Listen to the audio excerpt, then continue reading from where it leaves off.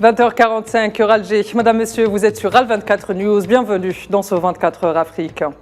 D'abord, la coopération afro-africaine avec cette session de stage qui s'est déroulée en Algérie dans le domaine du développement local pour des cadres maliens, mauritaniens et nigérians. Cette formation fit suite à l'allocation de l'Algérie d'un montant d'1 milliard de dollars pour l'aide au développement dans le continent africain.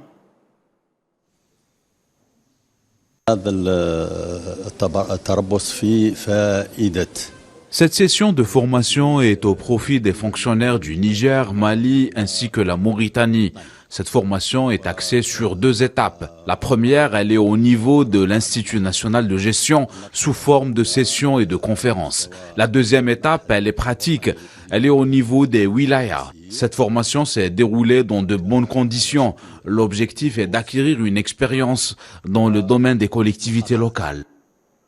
Et de son côté, le ministre algérien du Commerce et de la Promotion des exportations a révélé l'intention d'Alger d'ouvrir 2 plateformes permanentes pour promouvoir les produits algériens en Afrique. Tayeb Zitouni a indiqué lors du lancement du Forum de l'investissement et de l'industrie au Palais des Expositions d'Alger que l'ouverture des 2 salons permanents au Sénégal et en Mauritanie aura lieu en cours du mois de juillet prochain.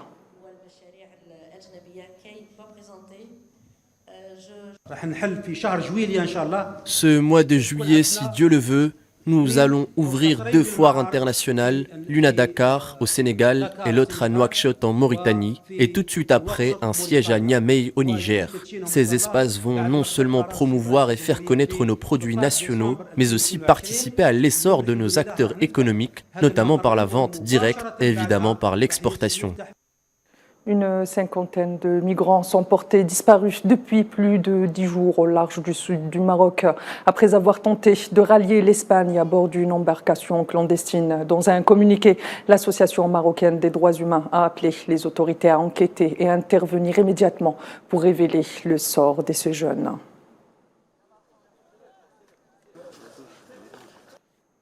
Et la nigériane, jusque-là, hymne du Niger, sera remplacée par un nouvel hymne nommé l'honneur de la patrie. Une décision prise à l'unanimité par 149 députés ce jeudi en votant favorablement à ce changement. C'est en mars 2022 que le gouvernement a officiellement annoncé la décision du Niger de se doter d'un nouvel hymne national. La raison invoquée, la nigériane adoptée par le pays en 1961, dont les paroles ont été composées par le français Maurice Albert Thierret, sont aujourd'hui trop conformes à la mentalité coloniale.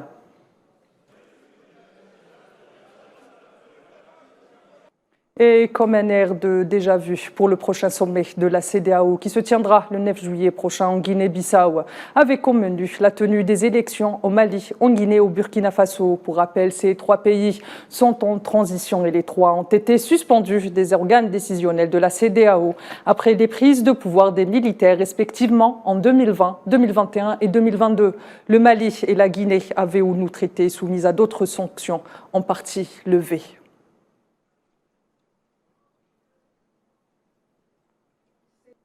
Dans le dossier soudanais, la trêve de 72 heures vole en éclats. Les combats ont repris ce jeudi sur l'ensemble du territoire, notamment dans la capitale Khartoum, entre les forces de soutien rapide et l'armée du pays. Une situation qui inquiète la communauté internationale, craignant un désastre humanitaire sans précédent.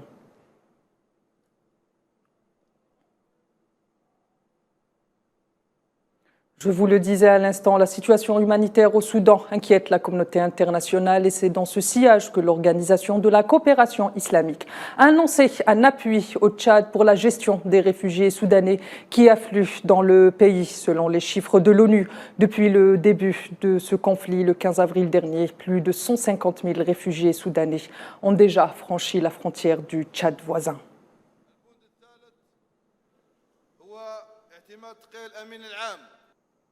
Les membres du Conseil de sécurité de l'ONU tiennent aujourd'hui des consultations privées sur la situation en Somalie, concernant particulièrement le renouvellement du mandat de la mission de transition de l'Union africaine dans le pays, qui arrivera à terme la fin du mois en cours.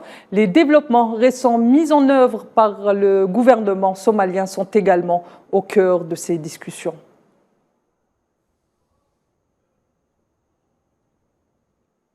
Un comité de la Cour suprême au Zimbabwe a commencé depuis hier à accepter les candidatures à l'élection présidentielle qui se tiendra en août prochain. De son côté, le président du pays, Emmerson Mnangagwa, candidat à sa succession, lui-même affirme que le processus en vue de ces élections générales se déroule de façon pacifique avant d'exhorter l'ensemble du pays au maintien de ce climat de paix.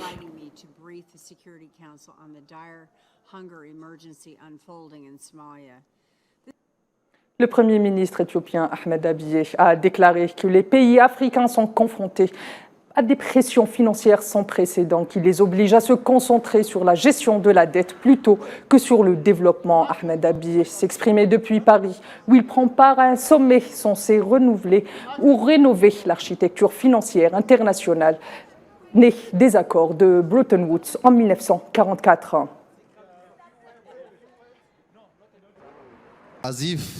En dépit de l'augmentation du besoin financier, les pays africains font face à des pressions financières sans précédent, ce qui nous a affaiblis encore plus. Les conditions des financements ont été davantage durcies, alors que ces financements en eux-mêmes ne sont pas conséquents pour répondre à nos besoins. Aujourd'hui, nos opérations commerciales ne prennent pas en compte ces difficultés.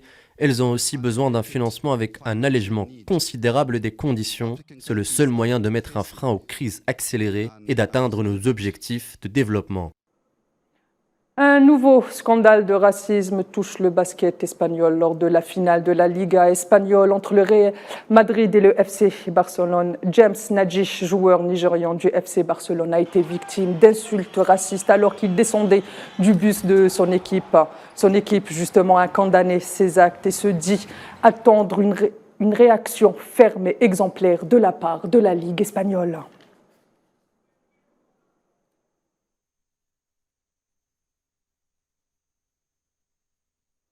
Madame, Monsieur, c'est ainsi que s'achève ce 24 heures Afrique. Je vous donne rendez-vous demain à la même heure sur la même chaîne. D'ici là, prenez soin de vous. Excellente soirée sur Al24 News.